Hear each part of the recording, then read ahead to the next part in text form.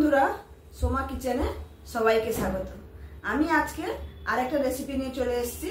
লাউ পাতা আমি ভর্তা করব, যেটা বাটা বলে, সেটা চিংড়ি মাছ দিয়ে করব, আর একটা করব ভরা মাছের ঝাল। পুরো রেসিপিটা দেখার অনুরোধ রইল। প্রথমে আমি শাকগুলোকে কেটে নেব। শাকগুলো দেখুন এরকম করে ভালো করে পরিষ্কার করে নিতে হবে, কিন্তু এর মধ্যে কিন্তু ছোট ছোট পোকা থাকে, ভালো করে দেখে নিতে হবে। দিয়ে এখান থেকে এই একটু ধরে এরকম শিরগুলোকে একটু তুলে দিতে হবে। দেখুন এরকম করে আমি সবগুলো বেছে নেব।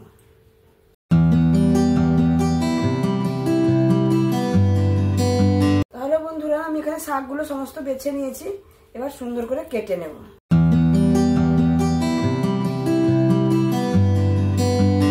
আমার এখানে শাকগুলো কাটা হয়ে গেল। এবার আমি মাছটা কেটে নেব।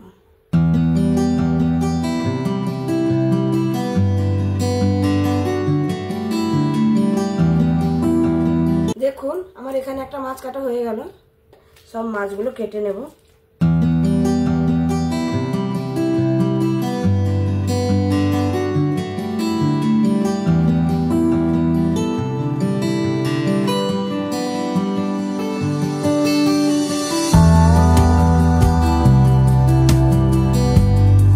তাহলে আমার মাছ কাটাটাও হয়ে গেল। দেখুন আমি মাছটা কেটে নিয়েছি, আর শাকটা তো আগেই কেটে নিয়েছিলাম। এবার এখানে পরিষ্কার করে আমি রান্নার কাছে যাচ্ছি। রান্নার জন্য দেখুন আমি এখানে সমস্ত কিছু গুছিয়ে নিয়েছি। মাছ ভালো করে ধুয়ে নিয়েছি, শাকও ভালো করে ধুয়ে নিয়েছি, সমস্ত মশলাপাতি নিয়ে নিয়েছি। এবার আমি রান্নাটা শুরু করব। তার আগে কি করব, মাছটাতে আমি হলুদ আর লবণ মাখিয়ে নেব। মাছটাতে আমার হলুদ আর লবণ মাখানো হয়ে গেছে। এবার আমি প্রথমে যেটা করব, শাকটাকে ভেজে নেব। তাহলে বন্ধুরা, আমি শাকটা ভেজে নেওয়ার জন্য প্রথমে কড়াই বসিয়ে দিয়েছি। কড়াইটা আমার গরম হয়ে গেছে। এখানে যে আমি লাউ শাকের বাটাটা করব, তার জন্য আমি কি কি দিয়ে বাটাটা করি দেখুন। প্রথমে আমি কড়াইতে সামান্য পরিমাণ তেল দিয়ে দেব। এখানে আমি কড়াইতে সামান্য পরিমাণ তেল দিয়ে দিয়েছি। এবার আমি যেটা করব, প্রথমে এখানে আমি দেব কালো জিরে, আর দেব রসুন কুচি এবং কাঁচা লঙ্কা, গোটা কাঁচা লঙ্কা। আমি এখানে দেব সামান্য পরিমাণে পেঁয়াজ কুচি।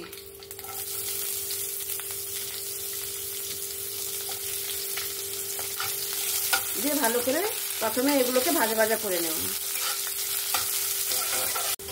এখানে আমার পেঁয়াজ রসুনটা সুন্দর করে লাল লাল করে ভেজে নিয়েছি।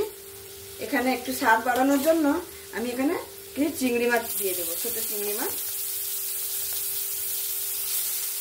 এই চিংড়ি মাছটা দিলে লাউ শাক বাটাটা আরো দ্বিগুণ স্বাদ হয়ে যাবে। এই এর সাথে ভালো করে ভেজে নেবো চিংড়ি মাছটা।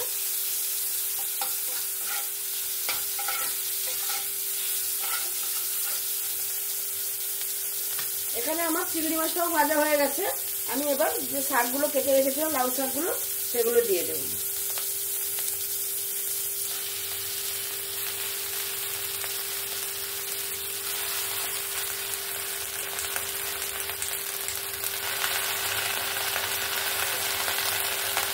লাউ শাকগুলো দিয়ে দিয়েছি। দেখে মনে হচ্ছে অনেকগুলো, কিন্তু যখন ভাজা হয়ে যাবে একটুখানি হয়ে যাবে। এরপরে আমি যেটা দেব, পরিমাণ মতো লবণ, আর দেব সামান্য পরিমাণে একটু হলুদ। দিয়ে আমি এটাকে ভালো করে মিক্স করে নিয়ে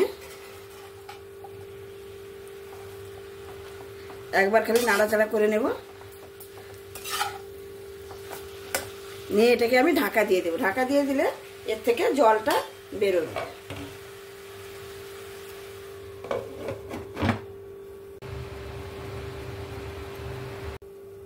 শাকটা এখানে কতদূর কি হলো একবার চেক করে নিই।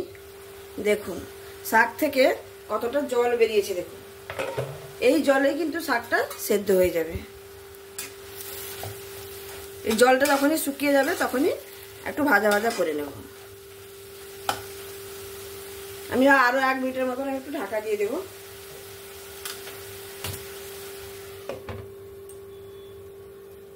আমার এখানে 1 মিনিট হয়ে গেছে। আমি এবার ঢাকনাটা খুলে দেখে নিই। জলটা শুকিয়ে গেছে। এবার আমি এটাকে হালকা করে একটু ভেজে নেব। এখানে আমার শাকগুলো ভাজা হয়ে গেছে, আমি এবার তুলে নেব। তুলে নিয়ে আমি এটাকে ঠান্ডা করে শিল নোড়াতে বেটে নেব। শিল নোড়াতে বেটে নিলে এর স্বাদটা ভালো হবে। মিক্সারে বাটলে অতটা স্বাদ হবে না, কিন্তু হবে যাদের শিল নোড়া নেই তারা কি করে, তারা মিক্সারেই বেটে নেবে, কিন্তু আমি এখানে শিল নোড়াতে বেটে নেব। এরপরে আমি করব, কড়াইটা ভালো করে ধুয়ে নিয়ে আবার আমি তেল দিয়ে দিয়েছি। এবার মাছটা আমি ভোলা মাছের ঝালের জন্য মাছটা ভেজে নেব। মাছটা ভেজে নেওয়ার জন্য তেলটা আমার একদম পারফেক্ট গরম হয়ে গেছে। এবার আমি এক একটা করে মাছ দিয়ে ভেজে নেব।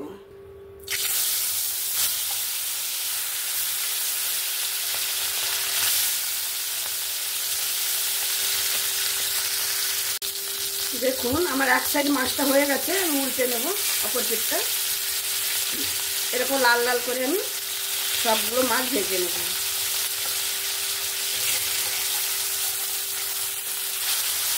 দু সাইডটা এখানে সুন্দর করে ভাজা হয়ে গেছে, মাছগুলো আমি তুলে নেব। এবার বাদ বাকি মাছগুলো আমি ভেজে নেব।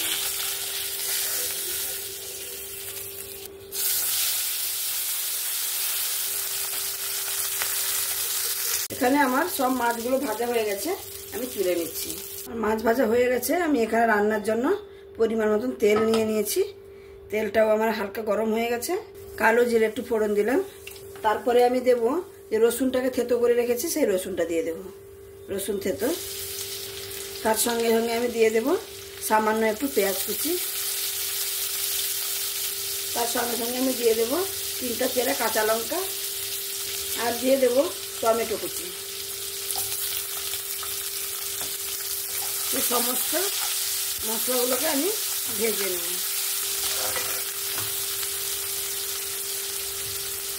এখানে দেখুন আমার সমস্ত পেঁয়াজ, টমেটো, কাঁচা লঙ্কা সবগুলো ভাজা হয়ে গেছে সুন্দরভাবে লাল লাল করে। এবার আমি এখানে যে রেখেছি পেঁয়াজ বাটাটা, এই পেঁয়াজ বাটাটা দিয়ে দেব। পেঁয়াজ বাটা দিয়ে দিয়েছি। তার সঙ্গে আমি এখানে সমস্ত গুঁড়ো মশলা, যা যা গুঁড়ো মশলা লাগবে আমি দিয়ে দেব। এখানে দেবো আমি হলুদ পরিমাণ মতো, লঙ্কা গুঁড়ো একটু কম দেবো, এটা ঝাল লঙ্কার গুঁড়ো। আর একটু কালারের জন্য আমি একটু কাশ্মীরি লঙ্কার গুঁড়ো দেবো, আর স্বাদ মতো লবণ দিয়ে এটাকে আমি ভালো করে কষিয়ে নেব।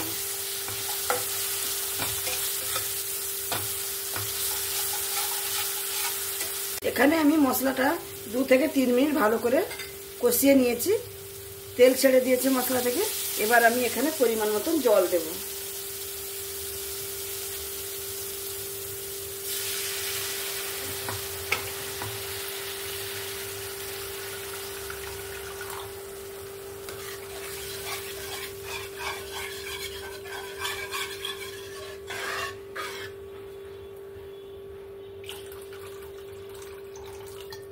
জলটা যে যার পরিমাণ মতন বুঝে দেবেন। আমি এখানে যেরকম আমি গ্রেভি রাখবো সেরকম পরিমাণে আমি জলটা দিয়েছি। আর তার সঙ্গে সঙ্গে আমি এখানে দিয়ে দেব যে সরষে বাটাটা রেখেছিলাম, সেই সরষে বাটাটা এখানে আমি দিয়ে দেব। সরষে বাটাটা দিয়ে যদি আমি মশলার সঙ্গে কষাতাম তাহলে সরষেটা তেতো হয়ে যেতে পারে।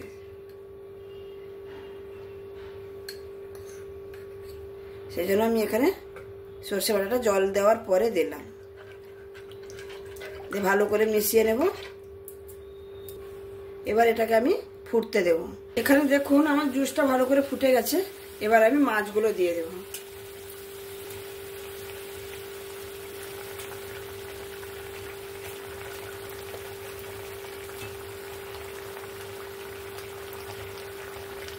মাছগুলো আমার দেওয়া হয়ে গেল। এখানে আমি গ্যাসের ফ্লেমটাকে একটু স্লোতে করে আমি একে ঢাকা দিয়ে দেব 2 মিনিটের জন্য। আমি এবার ঢাকনাটা খুলে দেখে নিচ্ছি তরকারিটা কত দূর হলো। তরকারিটা আমার প্রায় হয়ে এসছে। আমি এরকমই জুস রাখবো। কত সুন্দর হয়েছে দেখুন, কালারটা কত সুন্দর এসছে। এবার আমি ধনে পাতা যে রেখেছিলাম, ধনে পাতা কুচিটা উপর থেকে ছড়িয়ে দিয়ে নামিয়ে নেব। দিয়ে আপনাদের কাছে পরিবেশন করে দেখাচ্ছি। তাহলে বন্ধুরা আমার 2টো রান্নাই আপনারা দেখতে পেলেন কত সুন্দর হয়েছে। এই বাটাটা আমি একটু সরষের তেল দিয়েছি, সরষের তেল যখন খাওয়ার সময় সরষের তেলটা মাখিয়ে খেতে হবে। এটা এটা এটা তো দুর্দান্ত খেতে, দুর্দান্ত, মানে শুধু এটা দিয়েই ভাত খাওয়া হয়ে যাবে। আর মাছের ঝালটা হয়েছে দেখুন, কত সুন্দর হয়েছে দেখুন ভোলা মাছের ঝাল। এরকম দুটো রান্নাই একদম ফাটাফাটি, খুবই সুন্দর লাগবে খেতে। তাহলে আমি যে রান্নাগুলো করে দেখালাম প্রথম থেকে শেষ পর্যন্ত দেখার অনুরোধ রইল আপনাদের কাছে।